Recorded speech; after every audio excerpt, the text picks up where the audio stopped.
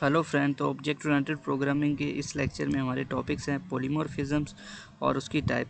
तो इनहेरिटेंस को ख़त्म करने के बाद पॉलीमॉर्फिज्म भी ऑब्जेक्ट ओरिएंटेड प्रोग्रामिंग का एक पार्ट है, एक कॉन्सेप्ट है। उसको आज हम देखेंगे और उसकी टाइप्स क्या हैं और उनकी टाइप्स के बारे में हम सिर्फ डिस्कस करेंगे, उनके कोड्स और उनकी टाइप को ब्रीफली हम आगे डिस्कस करेंगे कि ये क्या होते हैं। तो चलें फिर स्टार्ट करते हैं।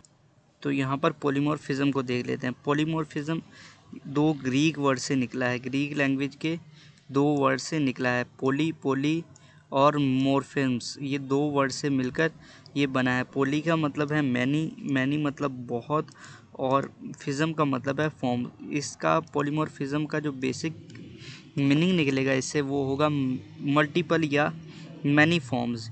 अब इसकी डेफिनेशन को देख लें। The process of represented one form into multiple form, कोई ऐसा प्रोसेस जिसमें हम एक फॉर्म को, एक चीज़ को मल्टीपल फॉर्म में कन्वर्ट कर सकें, वो पॉलीमॉर्फिज्म है। यहाँ से तो समझ नहीं आएगी तो मैं बता देता हूँ। तो पॉलीमॉर्फिज्म बेसिकली ऐसा कॉन्सेप्ट है जिसमें एक चीज़ किसी के लिए तो किसी तरीके से वर्क कर रही है, लेकिन दूसरे के लिए वो उससे ऑपोजिट वर्क कर रही है। मतलब सिंपल लाइफ से मैं आपको एग्जांपल देता हूँ कि जैसे कि आप अगर स्टूडेंट हैं तो आप क्लास में हैं तो कैसे बिहेव करेंगे, स्टूडेंट की तरह बिहेव करेंगे। जब आप घर पे हैं तो चाइल्ड या सन की तरह बिहेव करेंगे।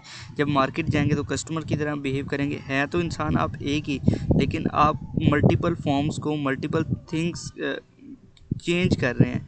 तो इसको हम बोलते हैं पॉलीमॉर्फिज्म।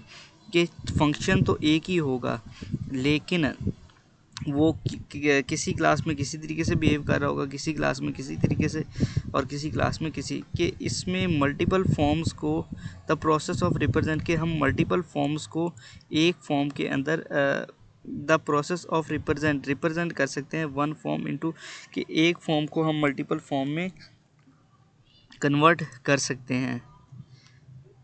इसकी example, you behave like student, मतलब जैसे कि सिंपल लाइफ के स्टूडेंट की तरह क्लास में बिहेव करते हैं, कस्टमर की तरह मार्केट में बिहेव करते हैं, एक पर्सन सन डॉटर की तरह घर पे बिहेव करते हैं। मतलब ह्यूमन नेचर भी यही है कि वो चेंजिंग करते हैं। मतलब किसी जगह तो कुछ बिहेव कर रहे हैं, लेकिन किसी जगह कुछ और तरीके से बिहेव कर रहे हैं।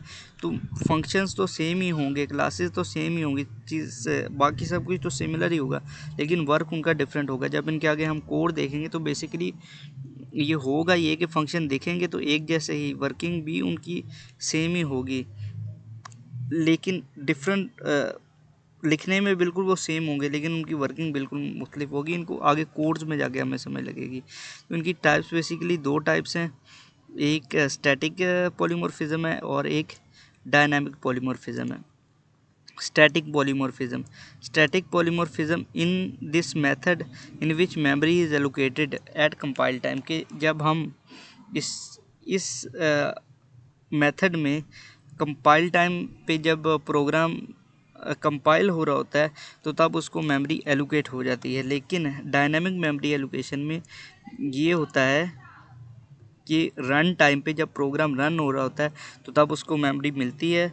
और इसमें डायनामिक मेमोरी एलोकेशन में बेसिकली हम ये देखेंगे कि कैसे हम रन टाइम पे, मतलब जब प्रोग्राम रन हो रहा हो तो उस पर उस टाइम हम कोई भी ऑब्जेक्ट, कोई भी हम वेरिएबल बना सकते हैं। उसको हम उसी वक्त यूज़ करना चाहें तो यूज़ कर सकते हैं। उसको हम अगर वहाँ से रन टाइम पे ही उसको बना लिया है हमने, तो डायनामिकली हम उसको इरेज भी वहाँ से कर देंगे। मतलब मेमोरी एलोकेट तो होगी रन टाइम पे, जो मेमोरी एलोकेट होगी अगर चाहें तो हम उसको फ्री अप भी कर सकते हैं। तो ये चीज़, और स्टैटिक मेमोरी एलोकेशन में हम ये देखेंगे कि कैसे एक फंक्शन डिफरेंट वेज में बिहेव करता है। तो वो हम नेक्स्ट लेक्चर में देखेंगे।